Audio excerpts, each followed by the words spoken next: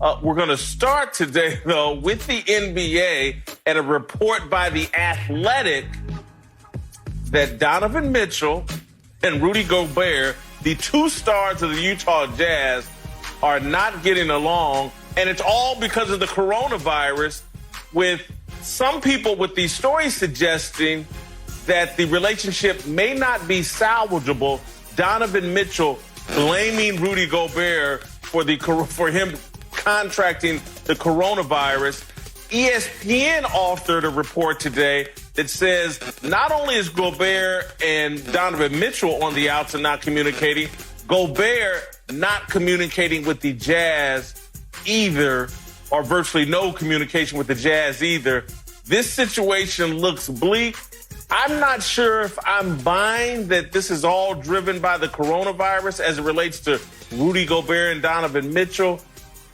Marcellus, do you have a problem if Donovan Mitchell seems so upset about Rudy Gobert allegedly giving him the coronavirus that the relationship isn't salvageable? Does that make sense to you?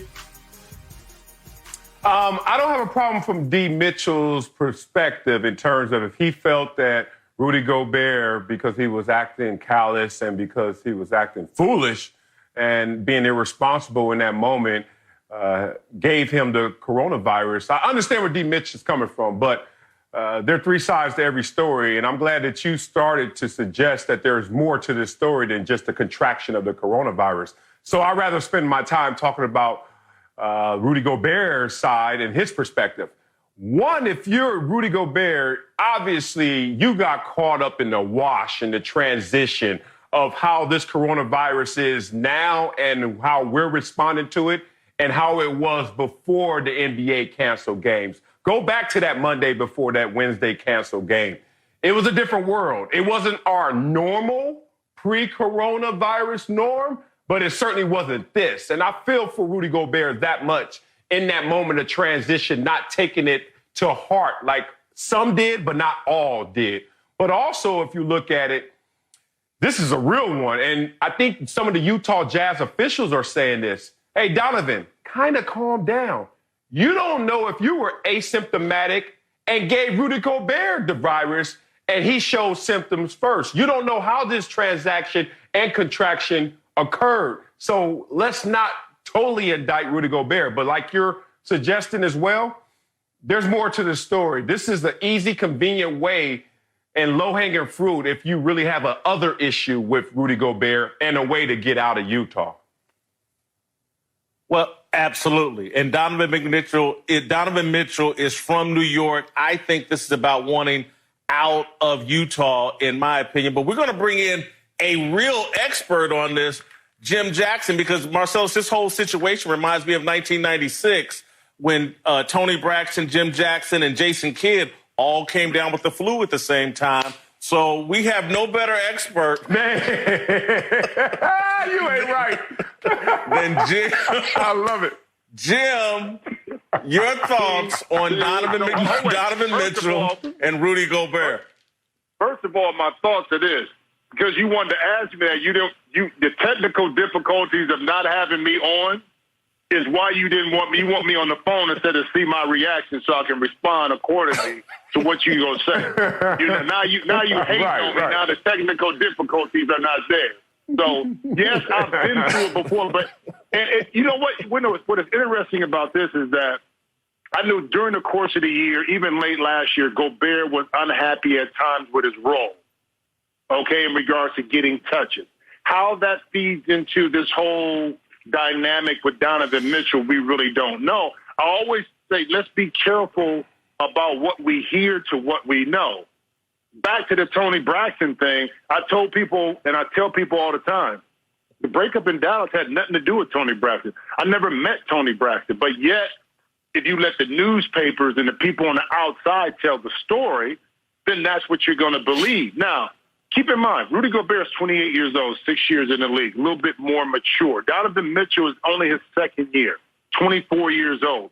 So he's still immature in regard to how he handles some of these things. And since the beginning, even when Robin Roberts asked specifically Donovan how the relationship was going early on, or had you talked to Rudy, he skirted the question.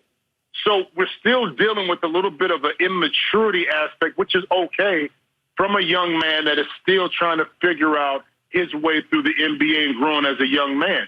Unfortunately, what happens, you have two superstars, opposite end of the spectrum, not talking to each other. One is not talking to the organization, and that's a cause for concern moving forward.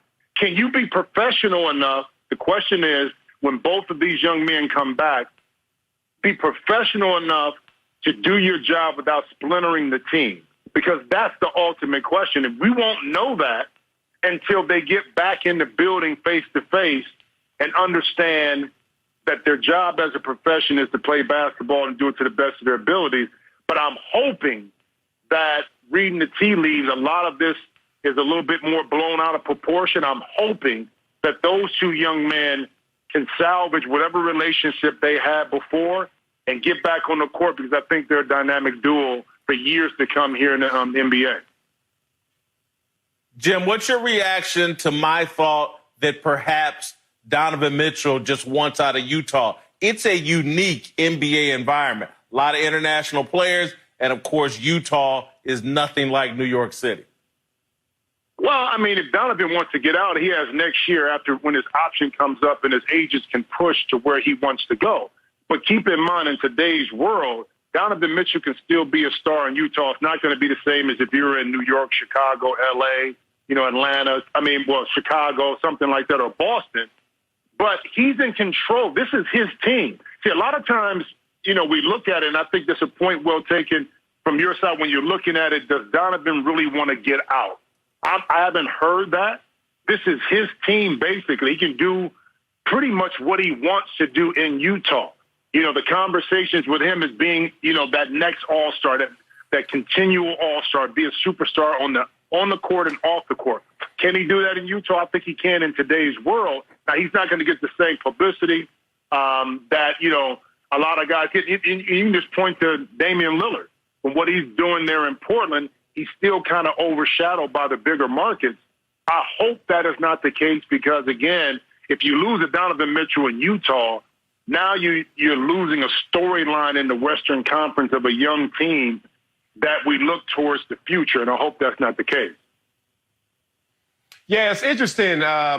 This certainly can align itself to a guy who's laying breadcrumbs down so that when that moment occurs, he signed a 4-year deal. He's on his 3rd year of that 4-year contract.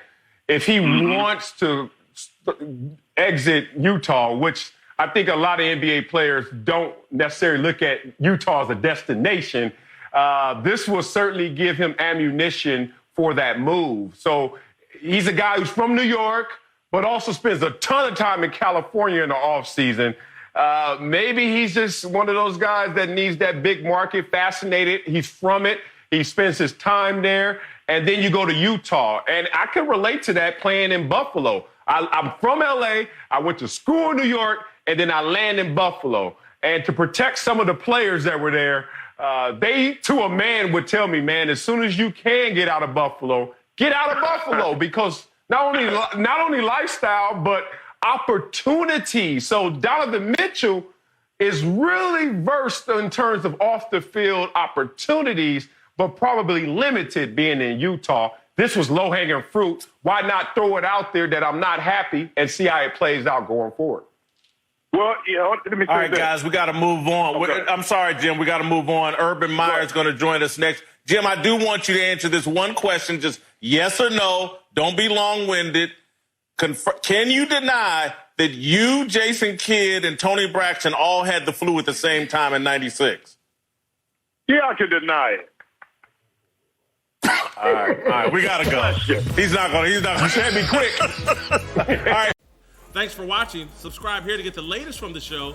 And be sure to check out more of the best clips from Speak For Yourself, or go watch a few segments from our other shows on FS1.